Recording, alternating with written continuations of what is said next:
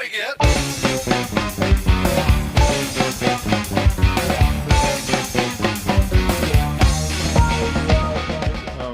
For as far as your players, talking about the players, with the switch to the M3, and obviously you say you want to move up to like a professional realm, but is your goal to be a player development team, or is it just to push completely to that professional side?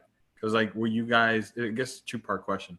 Will you guys get right now in your current situation? If you move a player to a professional team, do you guys get any funding or any funds from that, or like what is that called in outdoor? Jeez, I forgot. So like a transfer fee, something like that. Kind of, I don't. but because we're amateurs, it's a different. It's called a Oh, I'm losing my terms, but it's pretty much you getting paid for because you played a part in the development of that player. Corn dog fee. Corn dog fee. Let's It call is. it that. Write it down, Adam. Let's coin it. Hopefully, Houston's watching and he can coin it for you. Oh, I'll let him know. I'll let him know. Yeah. Yeah. So that's I'm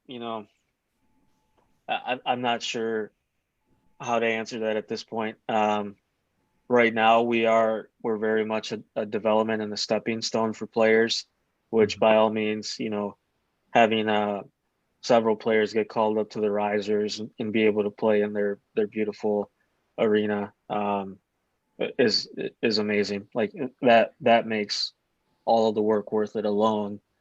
But then to have players have the potential to go up in the MASL is even better.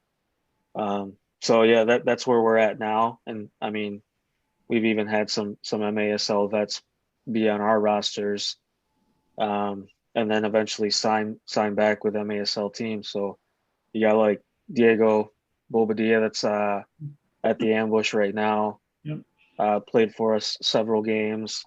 Armando Tello, who's now with the Blast, has been a part of all of our charity games and has played with us. We've had Alex Tozer, and then we currently have Fibo Arriaga that's played with the Tropics and Sea Wolves. So for me, it's I want to bring MASL guys to teach our crew pretty much in some capacity, but yeah, I'd love to be that stepping stone and ultimately at some point be a club that is at the top. Yeah, no, that's awesome. Is your like vision for the M2 like 5 years? Like that question, where you see yourself in 5 years? Quarantined in my basement for 185 days straight. Oh wait, no, that was. Yeah. Yeah, I mean, M2 is certainly kind of a near-term goal. Jumping into, even YM3, and it was really to make sure that we're doing things right before we jump into an M2. We didn't want to be a club that goes bankrupt because you took on too much financial liability right away. And Josh Schwab laid out kind of the background checks that they go through with everybody. And yeah, so for us, it's just we want to be stable to go up into the M2. And so I would say sooner than later. So I'd say 5 years is probably a bit too long. 3 years. Yes, we want to be there. Oh, 1 year. Hey, there you go. There you go. No, I like. I mean, we've seen fans talk about. We see situations like what happened in Orlando.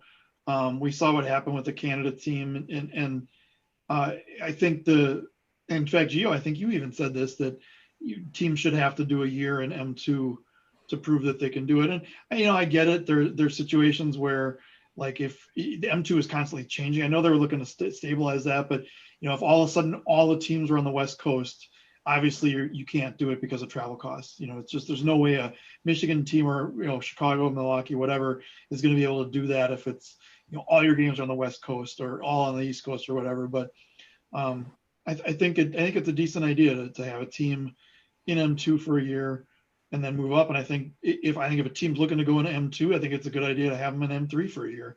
Have that, get the stepping stones built so that's not a like a one and done season. We see so many teams that are like 1 or 2 seasons and they're gone and they're never heard of again. I'd like to see what we can do as a whole sport to avoid that. Question real quick, Pedro. I didn't ask you this, but how many teams are allowed in a given area? So, for example, in the MPSL, there's a certain restriction for distance per teams, right? UPSL doesn't have that, but MPSL does. So I think it's like 30-mile restriction from any given team. So if I have a team here in Baltimore, there can't be any team within that 30-mile range. It has to be outside of that. Does the M3 have something like that? Yeah, so I know one of the things that's been scrutinized is kind of the collaboration and connection from kind of the top MASL down to the M3, and there's certainly a lot of collaboration, and one way of doing that is these, I believe they just call them territory agreements in the MASL 1 as well. That's what we're calling them in M3, but the radius can change. I think by default it's about 35 miles. But yeah, I mean, even at the M3 level, you got to get approved if you're in an MASL market.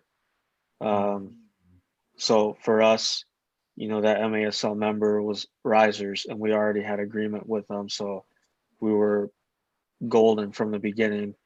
And we're also just outside of that 35-mile radius now. But same goes for any teams that want to come in. If there is a, say in Baltimore, if a team wants to pop up and be a development team, what's actually kind of cool about that is the MASL staff will connect the front office with this team that's wanting to come in. If they've passed kind of the financial check and they're legit, then they'll kind of connect them, and you may have a development program right there in your backyard. Nice. Yeah, by the way, I did just look up the distance between Mesquite and Dallas, and it's right at that like 35-ish. Yeah, it was about 35 miles ish. Yeah, I was wondering that myself, but I was like, maybe because it's the top division, they're probably like, hey, it's okay. Well, they were talking about having a Fort Worth team in there too, and I know that those are all close, but everything bigger in Texas is probably more than 30 miles. So yeah, that's true. I mean, plus there's huge populations over there. So yeah. Does the population play a role in that, or is it just completely distance? I think it's distance. I mean, I'm sure you can look at, is there enough players? So like if you go Chicago, there's, enough population there that you could probably argue for 2 teams. But I know the key is playing facility. So it depends where your facility is located and go from there. Got it. That makes sense. This has been In The Box. Make sure you're subscribed and you hit that bell icon so you can follow along as we put out new clips of our live show. And if you want to catch our live show, make sure you head over to our Facebook group page. We have a Friday night live show every Friday, 8:30 Central Time, 9:30 Eastern Time. Now, we'll be there unless something happens. Get up, everybody get up, everybody get up, everybody get down, everybody get up, everybody get up, everybody.